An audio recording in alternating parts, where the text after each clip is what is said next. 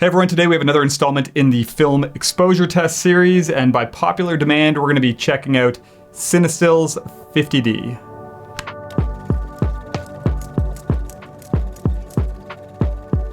So I've actually only ever shot 2 rolls of 50D, and they were both on 35mm, and I think there were just a couple of images out of those rolls that I actually ended up liking. I wasn't a huge fan of the colors and the way that this film looked. And for those of you who aren't too familiar with Cinestill, this is actually Kodak motion picture film, and Cinestill's gone ahead and they've removed the remjet layer on the film, or the anti-halation layer, so that you can develop this film using C41 chemicals. So I think that probably has something to do with the way that the colors end up looking using this film, because it's not actually being developed in the proper chemicals, although it still does work. But we're gonna jump into things. I'm gonna spare the details today. You guys have seen these tests over and over, so you know how they work. We aren't gonna jump outside, and I'm not gonna show you the process. This was the same as the last few I did. If you haven't seen those yet, I shot using the Pentax 645N. I think I did 5 underexposed images and 9 overexposed, so a wide range with these. But also on that note, I just want to mention one thing. I've been doing these tests for a couple of years now, and every now and then I get these comments on every video with people just saying things like, I don't get all this hype with overexposure, and you should learn how to expose, and this and that. And I just want to make it very, very clear that my intentions with these tests is not to say, go and be lazy, you can overexpose by 4 stops and it still looks the same. That's not what I'm saying at all. This is me purely trying to give you guys information and give myself information, just get a better understanding of how different films react, and that helps us learn how to make the right decisions in the field when we're exposing, just based on our own personal preferences. So yeah, just wanted to clear that up. That is not the intention with these tests at all. These tests are very much all about learning, so I hope that you are getting some value from them and that it's making decisions easier for you and helps you get a better understanding of just how these different film stocks react. But anyways, let's jump on the computer. Okay, so got the images up here, and we're gonna start with the normal as always. These images were developed and scanned at a lab, and they were scanned using a Noritsu, but I actually switched things up just to complicate things even more for this one, and I did a couple scans on my Coolscan 9000 with Negative Lab Pro just to see the differences between the lab scans. So we'll look at those at the end. We'll stick with the lab scans at first. And as always, I didn't edit these too much, but what I did is just kind of set the black point on some of the underexposed images and a few of the overexposed ones, just trying to make a few tweaks, just normal things that you would do if you were getting lab scans back. But the differences were definitely interesting on this. So anyways, this is the normal exposure and looks pretty good. Obviously this was a sunny day, so I purposefully kind of side lit myself here. And then what I did is I metered using a Sekonic L558. I used the incident meter, and then I also kind of matched it with the meter in the Pentax 645N, which I really kind of trust as well. And the 2 readings matched up perfectly. What I did is I metered with the bulb in, just because otherwise if I didn't, it was catching so much of this sun and the image probably would have been a little underexposed. So, but this was the normal exposure. And what's really interesting, and this is what I was curious about, let me just see this for a sec. See if we can double this up to analyze some of these. So like I said, one of the things that I haven't been a big fan of with Cinestill 50D is just the halation. So I was really curious to see how the halation was affected by both under and overexposure, if it was something where it kind of got more extreme or got less as you went either way. So a little bit of halation here. You can see obviously it always happens where the brightest highlights are. So on the pant leg here and a little bit on my arm, you can just see some of that red glow. So not a huge fan of that. Anyways, normal exposure looks kind of what I would expect. Not a huge fan of the look of this film. So this is the first under, and you can see for sure that the halation now is almost gone. It's still there a little bit on these bright highlights by my arm here and up by my face here, but it certainly is starting to disappear as we start to underexpose a little bit. Let's look at these quickly. So there's a side-by-side. We have normal on the left, under on the right. But yeah, it's not bad. So I dropped the black point on this one because the shadows were quite lifted from the lab with this first underexposed one, but you were able to pull them back, and the image actually still looks pretty decent for one stop under. For me, completely usable. But this is just a before. I'll show you kind of what I did. So that's how it came back from the lab. Obviously, the Noritsu, I guess, whoever's operating it, I don't know exactly how that would work, but I'm sure it's some sort of automated process. So this would be typical to what you would do with scans, getting scans back from a lab and kind of processing them or editing them at home. So just dropping the black point, really. But the image, yeah, still very much usable. So this is 2 stops under. I did the same thing.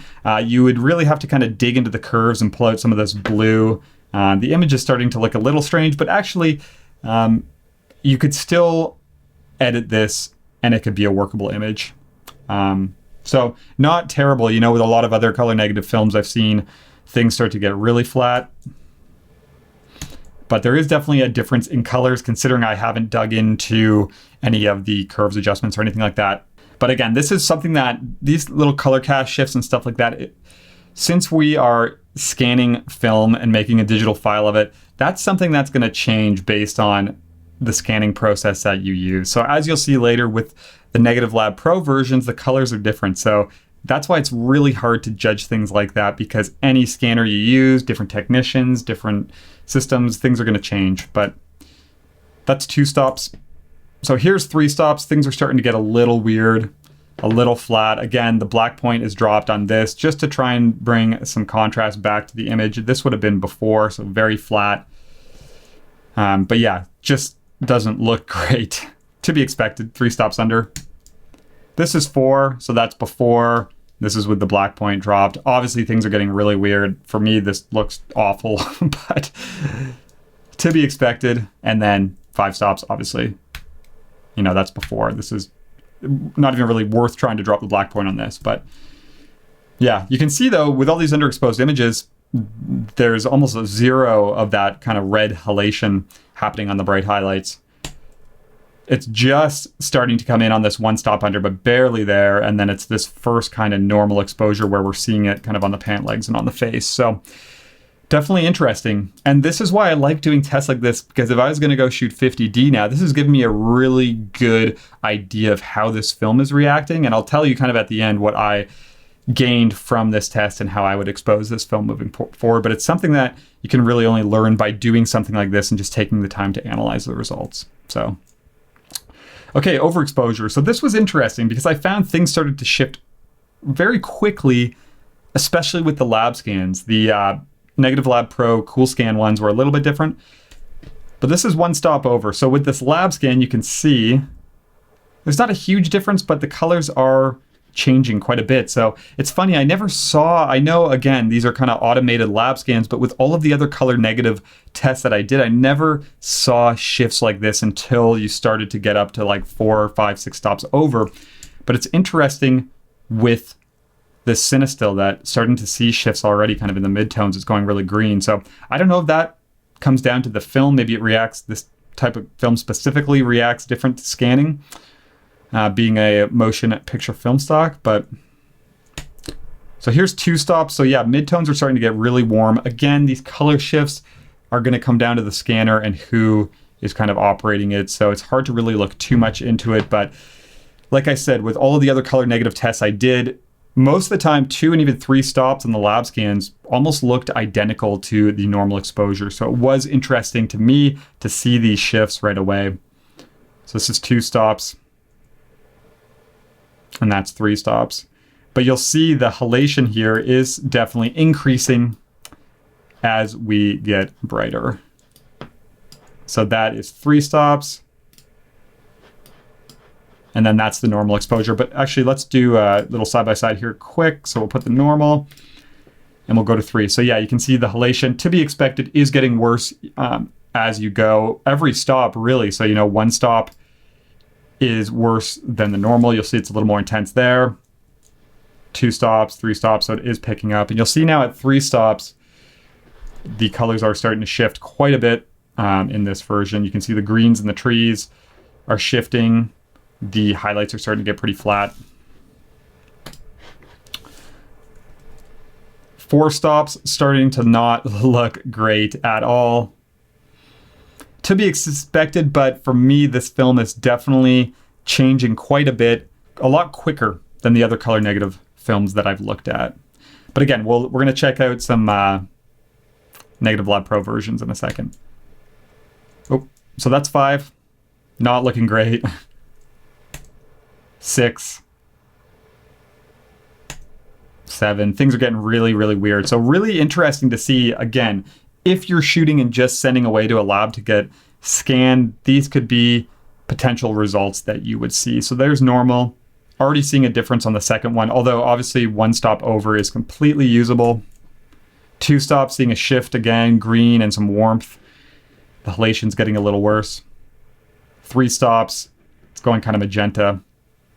So yeah, really interesting results with these and just seeing how drastically it changed. And before we look at the scans that I did, what I would kind of take away from these initial results is, with me not really preferring this halation at all, I would know that I want to expose this film at ISO 50. I don't want to try and overexpose it a little bit just to get a little more detail in the shadows, because now I know that every stop of overexposure increases that halation and makes it worse. And if anything, if I wanted to avoid it completely, I would even just underexpose this film, even by like half a stop, just seeing how these results look. So knowing that changes quite quickly, whereas with like the Portra 400 and even the Lomography 400, those color negatives, there was almost no shift between 1 or normal exposure and 2 stops. So I could very comfortably say, okay, I'm going to expose this 1 stop over when I shoot it just to get a little more density in my shadows. But with this film, I would absolutely not do that. But just for interest's sake, so we are going to jump to the Negative Lab Pro Cool Scan version. So let's do a side by side. This is a normal exposure that I did, and we will grab the normal from the Noritsu from the lab. So that's on the left here. Cool Scan's on the right, and I actually personally prefer the Cool Scan version. The highlights just seem like they have a little more kind of thickness to them, I guess would be a term. They don't seem as flat to me, and the colors are actually a little bit nicer. But let's go under. So let's go 2 stops under. So that is Lab Scan. Here's the Cool Scan version. So kind of similar. The Cool Scan version with the Negative Lab Pro is looking a little kind of less saturated. But again, I guess what you got to keep in mind is Negative Lab Pro really kind of gives you a conversion that is trying to, get as close as possible to a finished result. So compared to these film scans I got, they're going to have a lot more kind of contrast and a lot more saturation, except for this one. But yeah, interesting the difference between these two. I would really just say less saturation in this Negative Lab Pro version, but similar kind of contrast in the shadows and similar look in the shadows. Okay, so we're going to do 2 stops over. So we'll put the lab on the left. And then this is the Cool Scan on the right. And I found this interesting because I found the Cool Scan version, let me just make sure I definitely have, 2 stops. I found the Cool Scan 2 stop over version to be quite a bit nicer than this lab conversion. I found that the colors were a lot nicer, a lot more kind of neutral, and even the highlights here, it held them kind of a lot better than the lab version.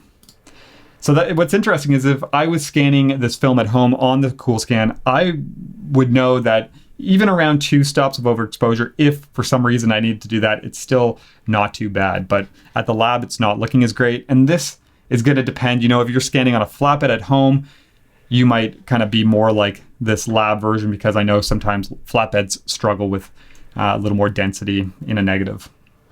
But interesting to see with the Cool Scan, I would be totally fine with 2 stops over if for some reason I needed to do that. And then the last one I did a 4 stop over with the Cool Scan just for fun, just because I wanted to see, okay, what point does it get to? Because the lab version here, you can see on the left, it does not look good. And this is, I dropped the black point a little bit. You could go in with some curves, add some more contrast, but the colors are really starting to get weird on this lab version. So I did one with the Cool Scan. This is it. And yeah, it still doesn't look great. It looks different than the lab scan, But again, that's probably because the Negative Lab Pro is trying to convert this and make it more of a finished image. So, you know, I could go into this lab one, hit the curves a little bit, and maybe try and pull out a little bit of this red in the shadows. But even still, you know, seeing at 4 stops that it's not looking great. But yeah, what's been interesting with this test, like I said, with a lot of the other color negative film stocks, even at 4 stops of overexposure, you could still get a scan back from the lab that looked pretty good, not that far off of a normal exposure. And again, not to say that you should go and do that, but it was really, really fascinating to see, okay, you know, like a Kodak Portra 400, the highlights can handle some overexposure and handle some density. And that allows you to kind of make decisions if you're dealing with a really kind of contrasty scene. But definitely with this 50D, for me, if I was going to shoot some of this film moving forward, I would not rate it any different than what it's listed as, and that's ISO 50, because I know, okay, even at 1 stop over, that halation is going to start getting more intense and the colors could potentially start shifting. So still has some flexibility. It doesn't completely fall apart by any means with the overexposure, but it's certainly, from these tests and these results, starts to change a lot quicker than some of the other color negative film stocks that I've tested in the past. So really, really interesting.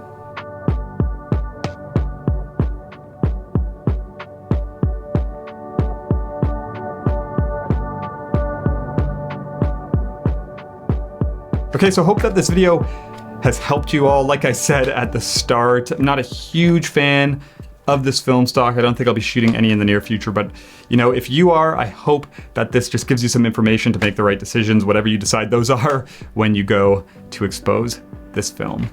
But got a Portra 160 test done. Keep an eye out for that. That'll be up in the near future. And until then, just want to say thank you, as always, for the support, the comments, all that kind of stuff. It's always appreciated. We'll talk to you guys soon.